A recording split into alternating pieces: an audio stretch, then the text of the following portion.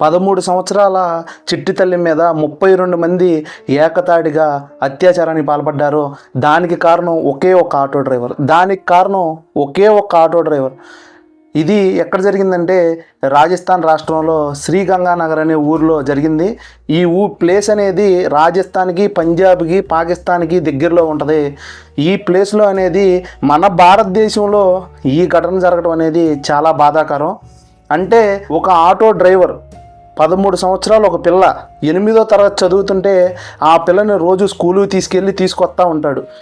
ఫస్ట్లో వాళ్ళ పేరెంట్స్ వచ్చేవాళ్ళు, ఆ తల్లి కానీ తండ్రి కానీ తోడు వచ్చేవాళ్ళు. రోజు వస్తున్నాడు కదా అని ఆటో డ్రైవర్ మీద నమ్మకంతో ఆ పిల్లని పంపించారు. రోజు తీసుకొస్తాడు. ఇలా తీసుకొచ్చే క్రమంలో ఆ పిల్లలకి మాయ మాటలు చెప్పి ఒకరోజు ఇంటికాడ నుంచి బయలుదేరిన కిందటి నెల 18వ తారీఖు ఇంటికాడ నుంచి స్కూల్కి తీసుకెళ్ళిన ఆ పిల్లని స్కూల్ కాడ దింపుకోకుండా ఆ చిట్టి తల్లిని ఒక హోటల్కి తీసుకెళ్ళి లోపరుచుకున్న తర్వాత ఆ పోరంబోకు ఆటో డ్రైవర్ చేసిన పని ఏంటంటే ఆ పిల్లని ఆ హోటల్లోకి అమ్మేసి అక్కడి నుంచి వెళ్ళిపోయిన తర్వాత ఆ హోటలోడు ఇక ఆడి దగ్గర ఉన్న కస్టమర్లందరికీ ఒకరి తర్వాత ఒకళ్ళు 12 మంది అఘాయిత్యానికి పాల్పడ్డారు ఆ చిట్టి తల్లి మీద. అక్కడి నుంచి ఇంకొక హోటల్, ఆ హోటల్ నుంచి ఇంకొక హోటల్, ఇలా 4 హోటల్లో 5 రోజుల మీద 32 మంది ఆ చిట్టి తల్లి మీద అఘాయిత్యానికి పాల్పడ్డారు. ఆ 13 సంవత్సరాల చిన్న పిల్ల తట్టుకోలేక అరుస్తుంటే గొంతులో మందు పోసి ఆ మత్తులో స్పృహ కోల్పోయిన ఆ పిల్ల మీద కూడా అఘాయిత్యానికి పాల్పడ్డారు. ఇది ఎంత దారుణమైన ఘటన అంటే అంత బాధాకరమైన విషయం. నేను ఒకటి అడుగుతున్నాను, మనల్ని నమ్మి తల్లి కావచ్చు, చెల్లి కావచ్చు, అక్క కావచ్చు, అమ్మ కావచ్చు, మన మీద నమ్మకంతో ఆటో ఎక్కి పంపిస్తున్నప్పుడు మనం ఎంత బాధ్యతగా ఉండాలి.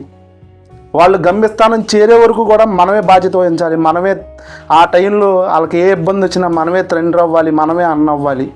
అలాంటి బాధ్యత కలిగిన మనం, అంటే నేను అందరినీ అంటలేదన్న, 100లో 99 మంది కూడా వాళ్ళ ఆటో డ్రైవర్లు బాధ్యతగానే ఉంటున్నారు, విలువలతో కూడిన జీవనే గడుపుతున్నారు. నాలాంటి ఎంతోమంది చదువుకున్న వాళ్ళు ఇవాళ ఆటో ఫీల్డ్లో ఉన్నారు. ఎవడో ఒక పోరంబోగు చేసిన పనికి వాళ్ళ ఆటో డ్రైవర్ అన్నలందరూ నిందపడాల్సి వస్తుంది. ఇట్లాంటి పోరంబోగుల్ని మనకు తెలిసినప్పుడు ఉక్కుపాదంతో ఇటువంటి విషయాలని తొక్కితేనే మనకి రేపటి రోజున మన ఆటో అన్నలకి గౌరవం పెరుగుతుంది. ఇప్పుడు జరిగిన విషయం ఏంటంటే 5 రోజులు ఆ పిల్ల చిట్టి తల్లి కనపడకపోతే పోలీస్ స్టేషన్లో కంప్లైంట్ ఇచ్చారు. పోలీసు వాళ్ళు ఆ పిల్లని ఒక హోటల్ రూమ్లో కనిపెట్టారు. ఈ పిల్లతో పాటు ఇదే వయసు ఉన్న చిన్నపిల్లలు ఇంకా ఉన్నారు ఆ హోటల్లో. అలాంటి హోటల్లో 4 గుర్తిచ్చారు. ఆ 4 ఇట్లని ధ్వంసం చేశారు. ఇప్పుడు దాకా 12 మందిని పట్టుకున్నారు.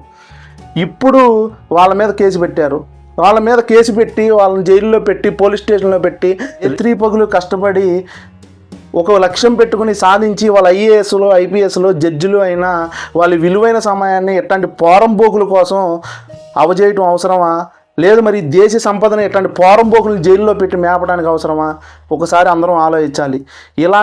ఈ పని చేసిన ప్రతి ఒక్కరిని ఆ చిట్టి తల్లి కళ్ళ ముందే నుంచోబెట్టి అందరిని అక్కడే ఉరితెత్తేనే నిజంగా ఆ చిట్టి తల్లి అనేది రేపటి రోజున సమాజంలో తిరగగలిగిద్ది. మన భారతదేశం తరఫున ఇంకొక విషయం జరగటానికి భయంగా ఉండాలంటే ఎవడెవడైతే చేశాడో ఈ ఘటనలో ఆ 32 మందిని ఎక్కడైతే చేశారో అదే ప్లేస్లో ఉరి తీయాలి.